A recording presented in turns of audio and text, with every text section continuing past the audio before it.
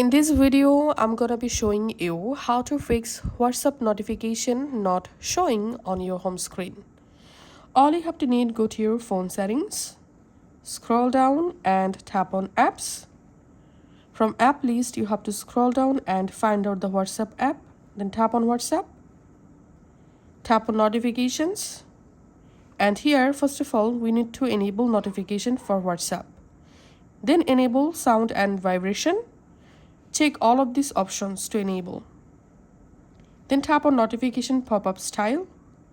And here you can select any of the option.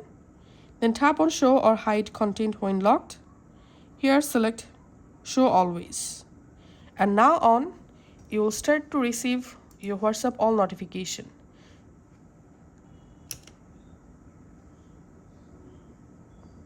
Just like this. Thanks for watching.